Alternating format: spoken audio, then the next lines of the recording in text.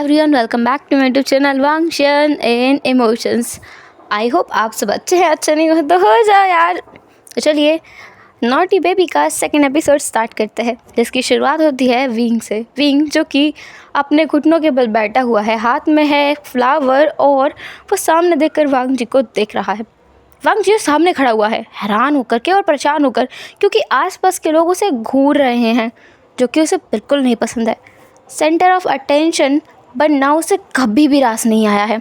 अपनी ज़िंदगी में आज तक वो इतने लोगों से घिरा हुआ कभी नहीं रहा। मतलब इतने लोग तो हमेशा उसके आसपास रहते हैं, पर हाँ, सेंटर में कभी नहीं रहा कि सब लोग बस उसे ही घूर कर देख रहे हों। और कई लोगों की नज़रों में तो उसके लिए गुस्सा भी नज़र आ रहा है उसे।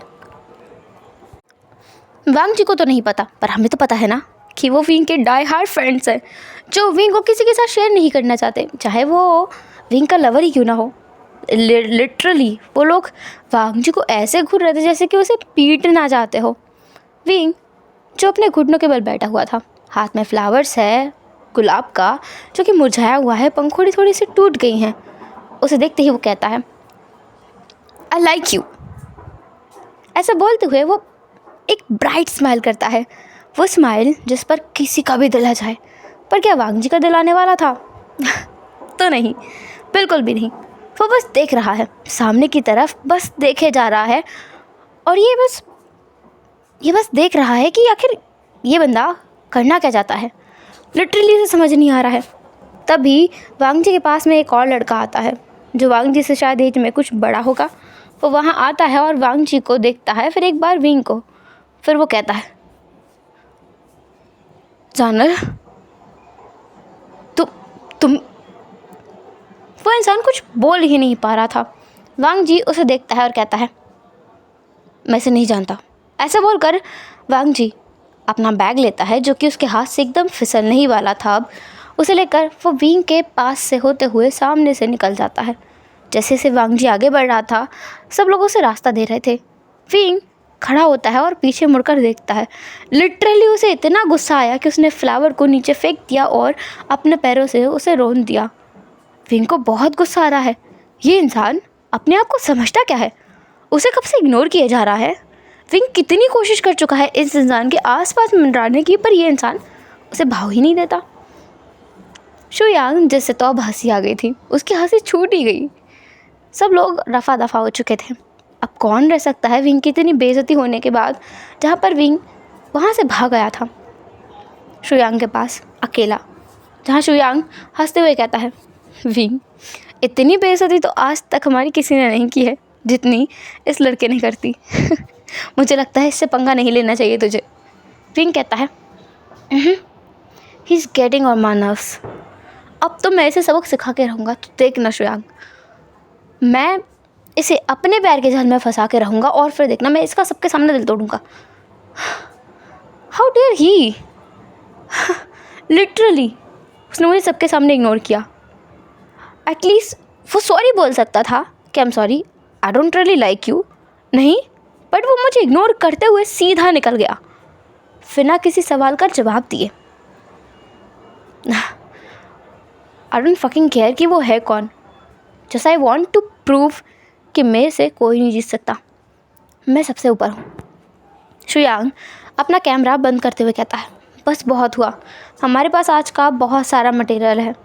अगर विंग हम इसे अपने अकाउंट पर डालेंगे तो कोई प्रॉब्लम तो नहीं होगी ना? विंग कहता है, क्या प्रॉब्लम होगी? शुयांग पूछता है। वो लड़का, उसे हमने इसमें हर एक वीडियो में लिया है, सो मुझे लगता है कि उसे प्रॉब्लम हो जाएगी। मुझे लग ही रहा है कोई ज़्यादा बड़ा इशू हो गया तो बहुत प्रॉब्लम होगी। विंग कहता है, कोई इशू नहीं होगा। फिर तुम देखना, कल मैं इसे सबक सिखा के रहूँगा। कल ये सबके सामने इतना शर्मिंदा होगा ना कि तुम देखना किसी को आँख उठाकर देखने की हिम्मत नहीं करेगा।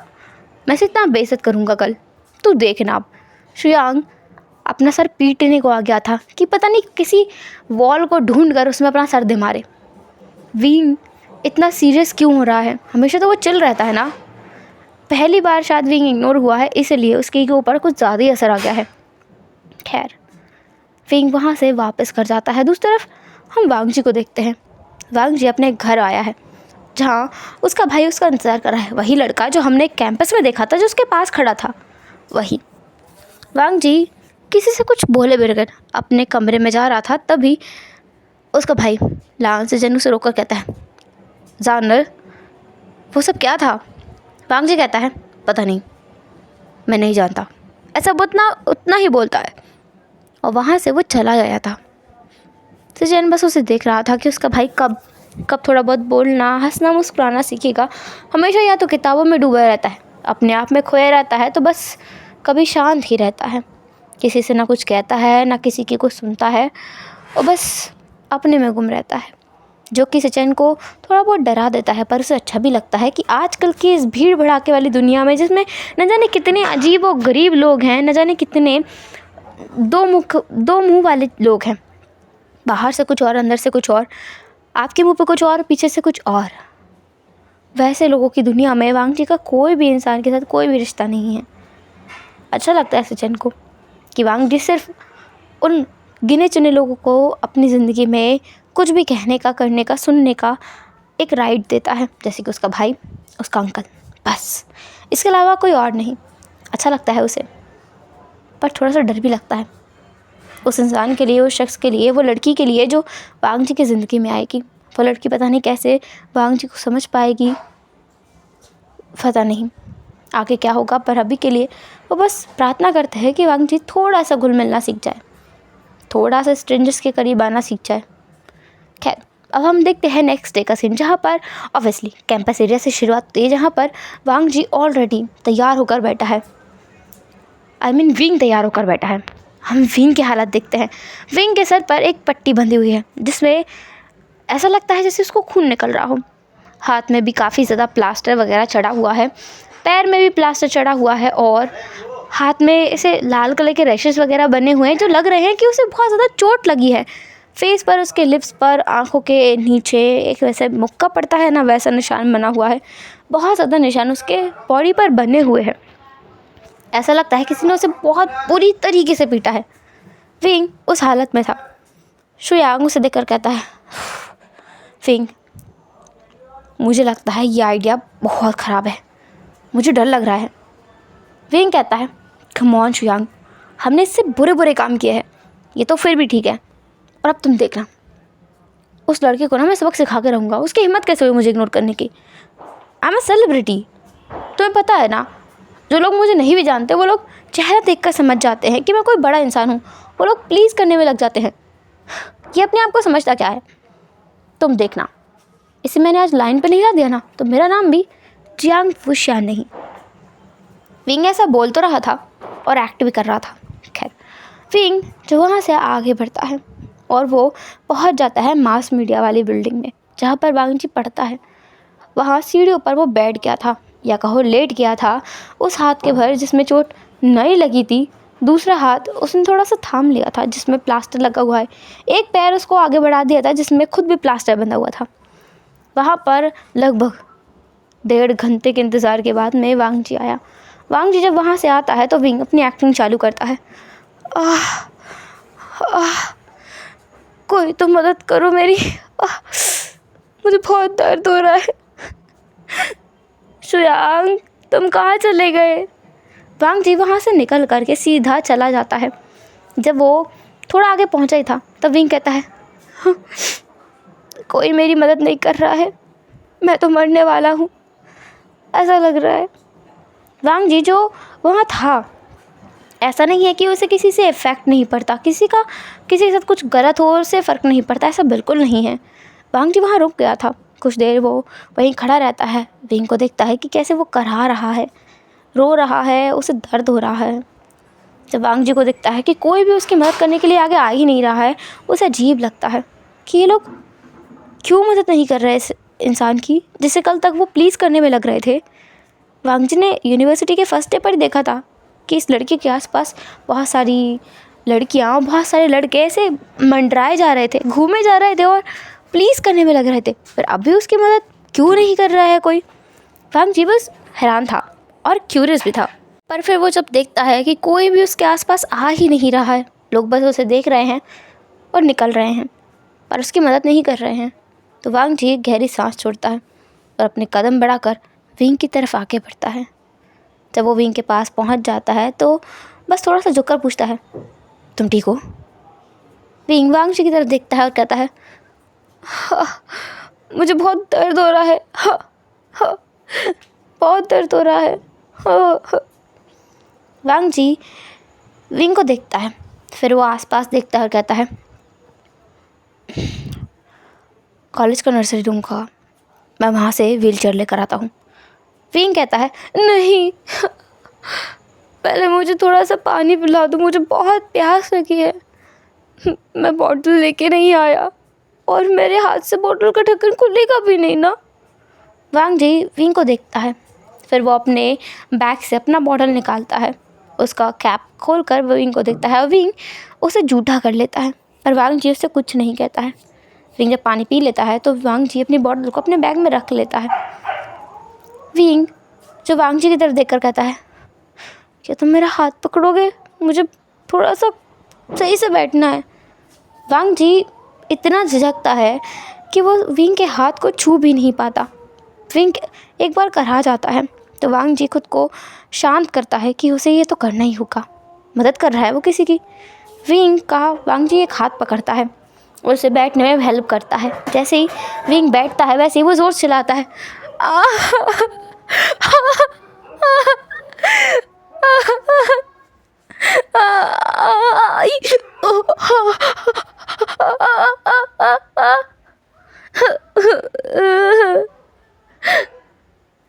वांगजी विंग को देख रहा था। आसपास लोग भीड़ जमा हो चुकी थी, वो लोग देख रहे थे विंग को। वांगजी कहता है, तुम ठीक हो ना? विंग कहता है, मार डाला रे, मार डाला, मुझे मार डाला। इस इंसान ने मुझे बहुत ज़ोर से पीटा, मेरा हाथ तोड़ दिया, मेरा पैर तोड़ दिया। देखो देखो देखो सब लोग देखो, मेरे लिप्स से कितना खून बह रहा था, मेरी आँख, इसने मेरी आँखें फोड़ दी थी। मेरे से पेट में भी मारा, मेरे सीने पे भी मारा, मुझे पीठ पे भी मारा। इसने मुझे घूसो, लातों, मुक्कों, डंडों से पीटा, अरे पीटा, अरे पीट, मार डाला, अरे मार डाला। विंग अपने हाथ को पकड़ के वहाँ चिल्लाया जा रहा था। वांगजी विंग से 2 कदम दूर हट गया था और वो डिसबिलीफ के साथ में विंग को देख रहा था। लिटरली उसे यकीन नहीं हो रहा था कि ये लड़का कितना चालाक है। वांगजी का गुस्से का पारा अब हाई हो चुका था, बहुत ज़्यादा हाई हो गया था। वो लिटरली परेशान हो चुका है इस इंसान से। इस शख्स ने उसे कितना परेशान किया है ना, कल सुबह से लेकर आज सुबह तक ये लड़का उसे बस उलझे जा रहा है। उसके सब्र का बांध टूट रहा था। वांगजी कहता है, मैंने कुछ नहीं किया है। विंग कहता है, देखो देखो, ये मुझे डराने की कोशिश भी कर रहा है, मुझे डरा रहा है, मेरा हाथ तोड़ दिया, मेरा पैर तोड़ दिया, मुझे मार दिया, इसने बहुत मारा, मुझे मारा। देखो रे देखो, ये मुझे धमका भी रहा है। विंग की एक्टिंग इतनी रियल थी कि उसकी आंखों से आंसू भी बह रहे थे। वांगजी अपनी मुट्ठियों को बांध लेता है। उसका गुस्सा अब सर चढ़ रहा था, उसका नेक लाल हो गया था। शर्म या फिर एम्बैरेसमेंट की वजह से नहीं, गुस्से की वजह से। विंग आग के साथ खेल रहा है, जिस बात का एहसास उसे शायद नहीं था, क्योंकि अभी भी वो चिल्ला कर लोगों को बोल रहा था कि उसे मारा, बहुत पीटा और बहुत ज़ोर से मारा है।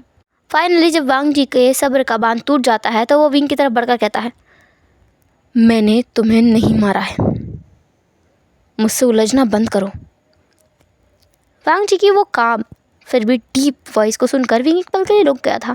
फिर वो खुद से कहता है, इस इंसान की हिम्मत कैसी हुई मुझे चैलेंज करने की, अब तो मैं बिल्कुल नहीं रुकूंगा। इसी के साथ में विंग फिर एक बार चिल्लाना चालू करता है, देखो देखो, ये मेरे करीब आकर मुझे धमकाने की कोशिश कर रहा है, ये मुझे धमका रहा है, पूरी तरीके से धमका रहा है। उसी समय वांगजी का भाई लांग सेजन वहाँ आ गया था, जो कि उससे 1 साल सीनियर है। वो वहाँ आता है और देखता है। लांग सेजन कहता है, वांगजी, तुमने इसे सच में मारा है? जानर, ये सब कुछ ठीक नहीं है, हम लोग यूनिवर्सिटी में हैं, तुम्हें अपने ऊपर काबू करना चाहिए, इतना गुस्सा ठीक नहीं है। वांगजी अपने भाई को एक बार घूर कर देखता है, क्या उसके भाई को उस पर बस इतना ही भरोसा है? वांगजी एक बार गहरी सांस लेता और कहता है, मैंने नहीं मारा है। विंग कहता है, देखो देखो, तुम जो भी हो इसे जानते होगे ना, इसने मुझे कितनी बुरी तरह से पिटा है, मेरा पैर टूट गया है, तुम देखो इस पर प्लास्टर चढ़ा हुआ है, मेरा हाथ टूट गया है, देखो इस पर प्लास्टर चढ़ा है, मेरा चेहरा देखो देखो। ऐसा बोलकर हर जगह वो अपना हाथ उंगली लगा लगा के दिखा रहा था कि मेरा लिप्स पे देखो, मेरी आंखों में देखो, सब जगह इसने बुरी तरीके से मारा है, मुझे हर जगह पीटा है इसने, सब लोगों ने यहाँ देखा है, सब लोग जानते हैं इसने मुझे बुरी तरीके से मारा है, क्योंकि कल मैंने इसे सबके सामने प्रपोज कर दिया था ना, इसलिए इसने मुझे बुरी तरीके से पीटा है, मुझे बहुत बुरी तरीके से मारा। वांग जी के सब्र का बांध टूट गया था। अब वो तुरंत ही विंग के करीब जाता है, उसकी कॉलर को पकड़ता है, खींचकर उसे खड़ा कर देता है। विंग को एक बहुत ज़ोर का मुक्का पड़ता है, इतनी ज़ोर का कि उसके लिप्स पे जो एक कलरफुल चीज़ लगी हुई थी ना, रेड कलर की, जो उसे दिखा रही थी कि उसको ब्लड है, वहाँ असल ब्लड आ गया था। यही नहीं, वांग जी ने विंग के हाथ को पकड़ा, उसकी पीठ के पीछे मरोड़ा और उसे बहुत ज़ोर से झटका दिया। लांस जन सामने आकर कहता है, जानर जानर जानर उसे छोड़ दो, उसका हाथ टूट जाएगा, जानर जानर जानर देखो अपने ऊपर काबू करो, गहरी सांसें लो, गहरी सांसें लो। अंकल की बात याद रखो, हम हर जगह गुस्सा नहीं कर सकते, हर एक चीज़ गुस्सा सलूशन नहीं होता हर एक चीज़ का। जानर शांत हो जाओ, शांत हो जाओ, शांत हो जाओ। सब लोग चिल्लाने लगे थे। शुयांग कैमरा छोड़कर वहाँ आ गया था, क्योंकि विंग को इतनी ज़ोर से दर्द हो रहा था कि उसकी आंखों में असली आंसू थे, और वो चिल्ला कर कह रहा था,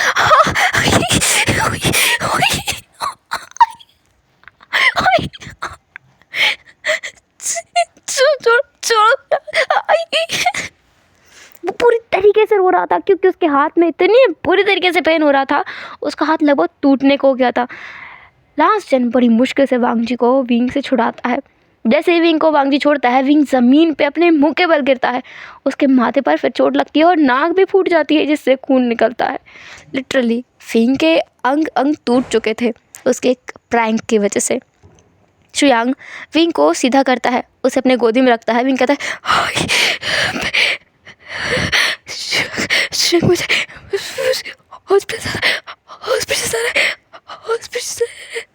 शुयांग कहता है, मैं हॉस्पिटल लेके चल दूँ, मैंने एम्बुलेंस को कॉल कर दिया है। विंग थोड़ा शांत रहो।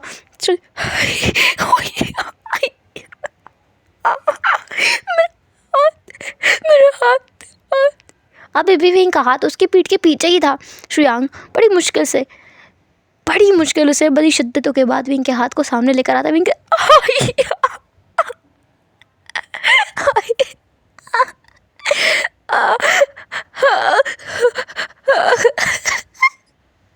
विंग अभी भी रोए जा रहा था बुरी तरीके से।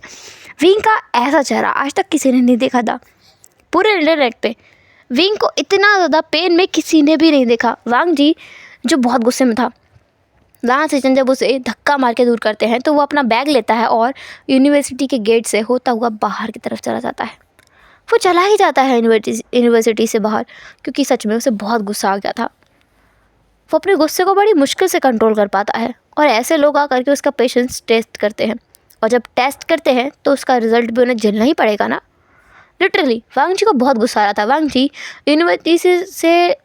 यूनिवर्सिटी से निकल करके सीधा अपने घर गया था। वहाँ जाकर वो अपने किचन में जाता है। वहाँ पर जितने भी कांच के ग्लास, कप, प्लेट्स, चम्मच, जो भी चीज़ उसे मिली, ग्लास वॉल या फिर फ्लावर पॉट, जो भी एक्सपेंसिव, नॉन एक्सपेंसिव, चीप, सुंदर, बदसूरत, सारी चीज़ें उठा करके उसने लिविंग एरिया में ला करके फोड़ दी थी। लिटरली उसने सब कुछ फोड़ तोड़ करके और तहस नहस कर दिया था, और उसका गुस्सा अभी भी शांत नहीं हुआ था। तो वांग जी सीधा वहाँ से निकलता है और अपने पुश्तैनी घर, लान हाउस, जहाँ पर उसके अंकल रहा करते हैं, वहाँ पहुँच गया। वहाँ उसके अंकल नहीं थे अभी, वो तो अपने बिजनेस ट्रिप पर गए होंगे। इसी वजह से वांग जी के पास स्पेयर कीज थी। वो पहुँच जाता है घर के अंदर और सीधा स्विमिंग पूल के अंदर जाता है, जिसे शायद आज ही क्लीन किया गया था। उसमें वो डुबकियाँ लगाने लगता है। पूरे दिन वो उसी पूल के अंदर बैठा रहा था, बिल्कुल भी बाहर नहीं निकला। उसने ना किसी से बात की, ना किसी को देखा, ना किसी का फ़ोन अटेंड किया, ना मैसेजेस को चेक किया, ना अपने ईमेल्स को चेक किया, कुछ भी नहीं किया, ना कोई क्लास अटेंड की। बस वो उस पूल में डूबा रहा। उसने दिन भर से कुछ खाया भी नहीं, क्योंकि विंग को उस हालत में पहुंचाने के बाद वांग जी का गुस्सा ठंडा नहीं हुआ था। अभी भी उसे बहुत गुस्सा आ रहा था, और अगर लांस जन उसे नहीं रोकता तो आज विंग का हाथ पैर दोनों अच्छे से तोड़ कर ही था वांग जी, क्योंकि उसे सच में नहीं पसंद आया ये मजाक। ये हद हो गई थी। उसके पेशेंस लेवल को पार कर दिया था इस लड़के विंग ने। दूसरा हम विंग का सीन देखते हैं। विंग जो हॉस्पिटल में है, उसके हाथ पर अब असली का पट्टा चढ़ा है और उसके लिटरली नाक में भी काफ़ी ज़्यादा ऐसे पट्टियाँ लगी हैं, लिप्स पर भी उसके मलहम लगाया गया है। विंग जो बेड पर लेटा हुआ था, जहाँ लांस जन भी था, लांस जन कहता है आई एम सॉरी, तुम जो भी हो, मेरा भाई बहुत ज़्यादा गुस्सैल है, वो अपने आप को कंट्रोल नहीं कर पाता है, तुमने उसके साथ मजाक किया, इसकी वजह से। विंग कहता है हाँ, तुम्हारा भाई ना दिमाग से पैदल है। ओह, मेरा हाथ तोड़ दिया उसने सच में। मैं उसके करीब भी नहीं जाऊँगा।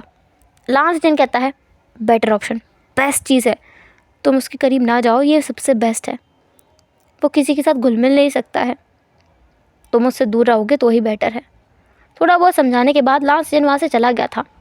वहाँ था तो बस आमन, शुयांग जो कहता है विंग कहता है अब क्या है।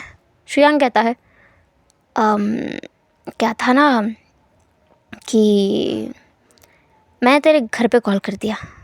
विंग कहता है क्या, लिटरली ये भी होना बाकी था अभी। अब तो देखना, सबसे पहले तो वो आएगा जियांग चेंग, आकर के सबसे पहला काम वो यही करेगा। विंग ने तो कहा ही था, तभी उसके वार्ड का दरवाज़ा खुला और जिस शैतान का उसने नाम लिया था ना, वो शैतान बस प्रकट हो गया था कि बस तुम्हारी इच्छा पूरी करते हैं। वो वहाँ आया और उसने सीधा विंग के ऊपर चिल्लाना चालू कर दिया, तुम बेवकूफ़ इंसान, क्या करते रहते हो, पूरे परिवार को तुम डुबा कर मानोगे क्या, तुम्हारी हरकतें कब सुधरेंगी, तुम बड़े हो रहे हो, बच्चे बन रहे हो, तुम्हारी हरकतें सुधरने का नाम ही नहीं ले रही हैं। उम्र का नंबर बस बढ़ा जा रहा है और दिमाग का नंबर छोटा होता जा रहा है, बेवकूफ़ कहीं के। अब तुमने अपना हाथ तोड़वा लिया, किससे झगड़ा कर लिया तुमने, किसे परेशान किया था, लगता है किसी अच्छे इंसान से ही पाला पड़ा होगा तुम्हारा, वही तुम्हें सुधार सकता है। बेवकूफ़, हर किसी के ऊपर प्रैंक करता रहता है। हम लोग तुम्हारे घर वाले हैं, हम तुम्हें समझ सकते हैं, बाहर वाले नहीं समझ सकते, उनके साथ में ऐसा नहीं कर दिया जाता है, समझ आया तुम्हें, बेवकूफ़ बेहुदा इंसान। अभी देखना मॉम आएंगे और तुम्हें बताएंगे। विंग अपने एक हाथ से अपने एक कान को ढक लेता है, पर दूसरे कान से उसे सब कुछ सुनाई दे रहा था। शुयांग अपना दूसरा हाथ विंग के कान पर रख देता है और अपना एक बचा हुआ हाथ अपने एक कान पर। जियांग चेंग अंदर आकर कहता है तुम दोनों क्या कर रहे हो ये। आज जाकर विंग और शुयांग अपने अपने हाथों को हटाते हैं अपने अपने कानों से। विंग कहता है आचिंग, तुम्हें दिख रहा है मेरी हालत क्या है, मेरा हाथ टूट गया है, मेरी नाक फूट गई है और मेरे होंठ तुम देख रहे हो ना, लिप्स का कितना बुरा हाल है, मैं बोल भी नहीं सकता, so please leave me alone, मुझे थोड़ा रेस्ट करने दो, डॉक्टर ने मुझे रेस्ट करने के लिए कहा है। जियांग चेंग वहीं आता है और विंग के सर के बिल्कुल बीच में ऐसे देखता है और कहता है जितना मुझे याद है तुम्हारी शैतानी दिमाग में कोई शैतानी प्लान आया होगा जिसकी वजह से तुम्हारा ये हाल है। विंग कहता है तुम मुझे डांटना बंद करोगे, अभी मुझे सहानुभूति की ज़रूरत है, तुम्हारी बकवास की नहीं, ये भाषण की नहीं, मुझे सिंपैथी की ज़रूरत है, थोड़ा सिंपैथी दिखाओ मेरे लिए, सिंपैथी दिखाऊं तुम्हारे लिए। ऐसा बोलकर जियांग चेंग एक टपली मारता है विंग के सर के पीछे। विंग कहता है ओए, पता है तुम्हें मुझे बहुत बुरी तरीके से पीटा गया है, अब तुम मुझे हाथ मत लगाओ। जियांग चेंग वहीं बैठ जाता है एक स्टूल को खींचकर और फिर वो कहता है वैसे एक बात बताओ, तुम्हें मारा किसने है, मेरा मतलब तुम पिटते तो नहीं हो अब तक, किसने मारा। विंग कहता है यूनिवर्सिटी में एक इंसान है, उसने मारा है मुझे, मैं चाहता हूँ तुम एक बार जाकर उससे बात करो, मैंने बस एक छोटा सा मजाक ही तो किया था, इतना सीरियस होने की क्या ज़रूरत थी कि मेरा हाथ ही सच में तोड़ दिया। जियांग चेंग बस अपना सर हिला देता है और एक गहरी सांस छोड़ता है कि विंग का सच में कुछ नहीं हो सकता। विंग का एक छोटा सा मजाक किसी के लिए बहुत बड़ी चीज़ हो सकती है, हो सकता है किसी के ट्रॉमा को ट्रिगर कर दे, किसी को बहुत ज़्यादा गुस्सा दिला दे, किसी को भावनाओं में बहा दे और पता नहीं न जाने क्या क्या, पर इस गधे को समझ में आता ही नहीं है। जियांग चेंग ने वहाँ पर बात की विंग से, अंदर वो कहता है कि वो दूसरे दिन जा करके उस शख्स से बात करेगा जिसने विंग को पीटा है, बस शुयांग उसके साथ चले, वैसे भी मॉम एंड डैड आने ही वाले हैं। रात को विंग के मॉम एंड डैड उसके पास आ गए थे और शुयांग को जियांग चेंग अपने साथ ले गया था। नेक्स्ट डे मॉर्निंग का सीन देखते हैं जहाँ पर जियांग चेंग आया हुआ है। उप्स, एक चीज़ बताना भूल ही गई, जियांग चेंग और विंग काफ़ी ज़्यादा सिमिलर है दिखते हैं क्योंकि वो दोनों जियांग से ना और रियल सिबलिंग्स है, तो उन दोनों का चेहरा एकदम डिट्टो कार्बन कॉपी है। सिर्फ एक फ़र्क इतना है कि विंग के लिप्स के नीचे एक छोटा सा मोल है और जियांग चेंग के नहीं है। जियांग चेंग की पर्सनालिटी बहुत अलग है और विंग की बहुत ज़्यादा अलग है। इसके अलावा कोई और चीज़ नहीं है। और हाँ, वो ट्विंस नहीं हैं, उनकी एज में गैप है। जियांग चेंग विंग से बड़ा है और विंग थोड़ा छोटा है एज में। हाइट में भी उनमें थोड़ा सा डिफरेंस है। फेस के फीचर्स में थोड़ा सा डिफरेंस है, पर वो चीज़ तब समझ आती है जब कोई उनके साथ में हमेशा रहता हो। जैसे कि शुयांग को और उसके मॉम डैड को समझ आती है, विंग के कुछ दोस्तों को समझ आती है, पर बाकी लोगों को नहीं समझ आती है। इसलिए अक्सर विंग को समझ करके जियांग चेंग फंस जाया करता है, जिन पर वो प्रैंक करता है। कभी कभी वो लोग हाइपर हो जाते हैं और जियांग चेंग को उन्हें सारी चीज़ें समझानी पड़ती हैं। अभी वो आया हुआ था विंग की यूनिवर्सिटी, जहाँ पर वो उस इंसान से मिलने वाला था। तो हम देखते हैं उसी एक बिल्डिंग के बाहर का सीन, उसी एक डिपार्टमेंट का सीन जहाँ पर वांग जी पढ़ता है। वांग जी हमेशा की तरह एकदम सिंपल तरीके से वहाँ आया हुआ था। उसने बड़ी मुश्किल से खुद को शांत किया है कल रात को, लेकिन उसे पता है कि वो इस इंसान को देखेगा तो उसे गुस्सा आएगा। पर वांग जी को यकीन था कि आज उसे वो शख्स विंग नहीं देखेगा, क्योंकि कल ही उसका हाथ तोड़ा है ना वांग जी ने। वांग जी अपनी बिल्डिंग के बाहर ही पहुंचा था, पर उसे फिर एक बार वो शख्स दिखता है जो कि सामने ही खड़ा हुआ था, जो कि शायद उसका इंतज़ार कर रहा था वहाँ आने का। जैसे ही वांग जी उसे देखता है, वांग जी अपने बैग को नीचे पटक देता है और सीधा उसके पास जाकर उसकी कॉलर को पकड़ के उसे दीवार पे पुश कर देता है और उससे कहता है, हाउ डियर यू। वांग जी को बहुत गुस्सा आ रहा था, इतना कि वो इस शख्स को बस मार ही डालना चाहता हो। तभी शुयांग वहाँ आता है और लांग सेजन भी आ जाता है। वो दोनों पकड़ कर वांग जी को अलग करते हैं। वांग जी ने लिटरली जियांग चेंग का गला दबा दिया था। वो कफ करते हुए बोलता है, ओह गॉड। शुयांग, क्या ये वही है जिसने विंग को मारा है? शुयांग कहता है, इसने ही मारा है। जियांग चेंग बस गहरी सांसें छोड़ता है। वांग जी को ज़बरदस्ती लांग सेजन बिल्डिंग के अंदर भेजता है कि अपनी क्लास जाके अटेंड करे, वो ये सब बकवास ना करे, बाकी काम लांग सेजन संभाल लेगा। अब लड़कों के बीच झगड़ा तो होता ही रहता है, हर एक बात में फैमिली को घसीटना या फिर पुलिस को बुलाना ज़रूरी नहीं है, झगड़ा तो हमेशा चलता ही रहता है ना। इसलिए लांग सेजन जियांग चेंग के पास आकर कहते हैं, आई एम सॉरी, उसने तुम्हें फिर से, बस तुम्हारा हाथ कैसे ठीक हो गया? जियांग चेंग कहता है, मेरा नाम जियांग चेंग है, मैं विंग नहीं हूँ, वो मेरा ब्रदर है, मैं इससे बात करने के लिए आया था। ओह, इसने लिटरली मुझे मार ही डाला। उफ। लांग सेजन बस हाँ भरते हैं। इसके बाद लांग सेजन कहते हैं कि क्या वो लोग कैंटीन एरिया में जाके बात करें? जियांग चेंग हाँ भी भर देता है। वो लोग सीढ़ियों से उतर रहे थे और जियांग चेंग, जो अभी भी थोड़ा सा सहमा हुआ था, तो वो बस सीढ़ियों से फिसल कर गिरने वाला था। और लांग सेजन जो आगे चल रहे थे तो उनमें धक्का लगता है। लांग सेजन थोड़ा सा पलट जाते हैं, लेकिन वो फिर भी नीचे गिरते हैं और जियांग चेंग उनके ऊपर। और क्या होता है, बहुत बड़ा सीन क्रिएट हो जाता है, क्योंकि सब लोग तो जियांग चेंग को विंग ही समझ रहे हैं ना। विंग लिटरली लांग सेजन के ऊपर गिरा था और सबसे बड़ी चीज़ थी वो थे उन दोनों के गर्म होंठ, उन दोनों के लिप्स आपस में मिल चुके थे और उन दोनों की आंखें जो इतनी ज़्यादा बड़ी थी जैसे कि निकल करके बाहर आकर के उछल के बाहर चली जाएंगी। दोनों एक दूसरे को घूर रहे थे, लेकिन अब तक हटे नहीं थे एक दूसरे के ऊपर से, क्योंकि हैरान ही इतने थे, परेशान ही इतने थे, शौक में जो थे। दोनों के लिप्स एक दूसरे के ऊपर ही रखे हुए थे अभी भी। हेलो एवरीवन, तो कैसा रहा आज का सेकेंड एपिसोड? जो भी जैसा भी लगा हो प्लीज़ कमेंट्स करना, बहुत सारे कमेंट्स करना, ढेर सारे कमेंट्स करना। एंड फिर मिलते हैं नेक्स्ट एपिसोड में। तब तक के लिए आप लोग अपना ख्याल रखना। और हाँ, मिस करना यार मुझे, और हाँ यार कमेंट्स किया करो।